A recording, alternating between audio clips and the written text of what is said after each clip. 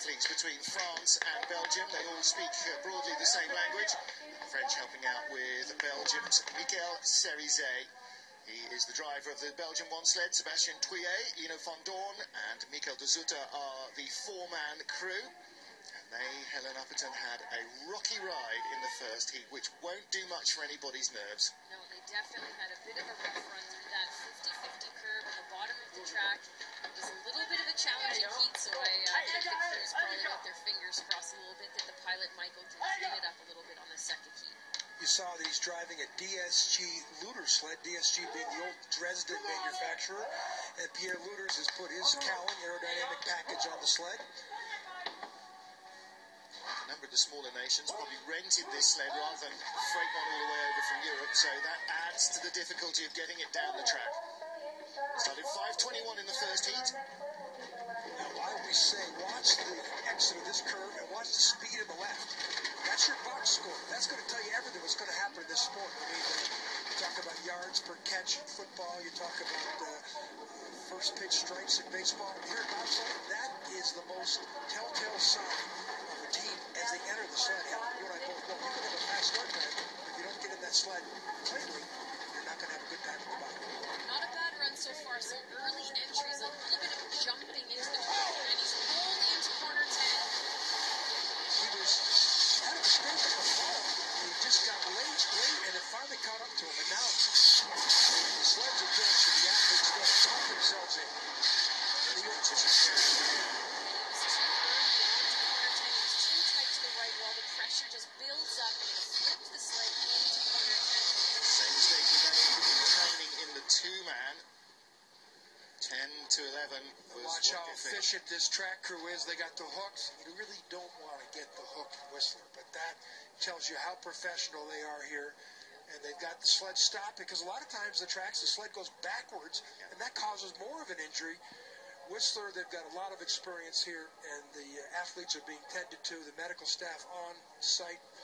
We want to see people up and walking, and it looks like everybody's alert.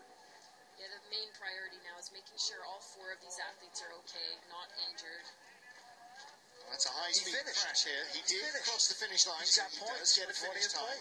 Absolutely. Wasn't the fastest run you'll ever see. Not one they'll care to repeat. I'm going to show a replay here. He gets pressure again at the exit of corner 9. It's going to keep him too tight to that right wall. You see he flips into the corner. I don't know if I've seen that here, Helen. It's a crash that's happened a few times. Maybe not in a competition, but I've seen it in training before. Boy, he looked like he was late and just never caught up. And this is where you don't really practice for crashing. No. This is where a lot of coaching tells you to stay in the sled, get low, don't fight it. You can see with the slow motion that all the damage being done to the ice with those white lines being carved in, so the track conditions actually decrease. Well, you see, that's where the concussions come from. It's not being flipped onto your head at 70 miles an hour. It's the further impacts with the walls. And you can see Mikel in the background there really beating himself up about that because, Helen, you know, as a driver, you know, whether you're driving guests down the track at Calgary or whether you're racing for the 100th, the lives of you and your crew are in the sled, and you have that responsibility, and you know, you feel that. Yeah, you definitely do. You're responsible for the safety of your crew and your equipment, and in bobsleigh, those sleds are very expensive, and a lot of damage gets done. It's carbon fiber, fiberglass, and steel, and tough. Well, the next thing you got to worry about, they look at these ice burns. And see the guy taking his shirt. Look at the medical crew looking for an ice burn. You know, you stand on the side of a track, and they come by upside down. You get this little sniff in the air, and it's those high-speed suits that are burning the fabric on the ice. But that also is one of the concerns of the athlete is an ice burn. And if you get an ice burn, it doesn't go away in a couple days. They're remarkable images here. They're riding on those bales all the way through the first portion of corner 10. And then, you know, then it's a long minute to the bottom.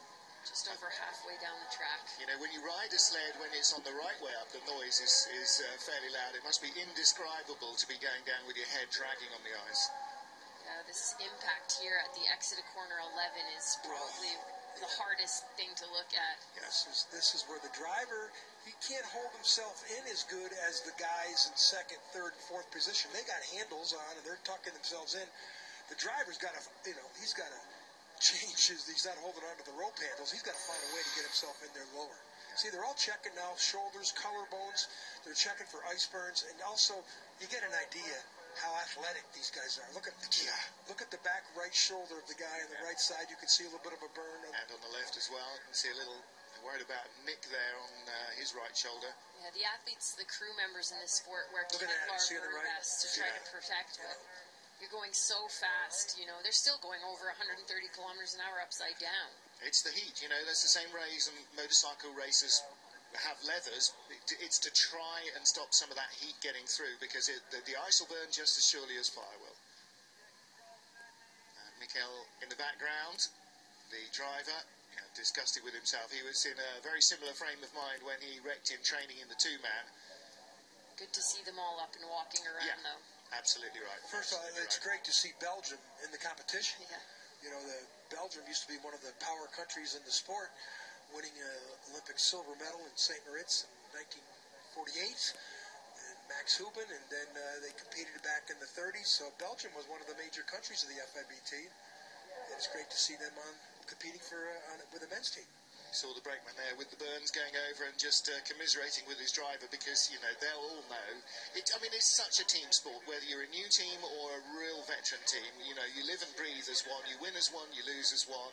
Right side up, wrong way up. It's, you know, you're all together in it. And you put your trust in your driver, and you have to continue that. You have to, you know, let him know that you don't feel that he let you down.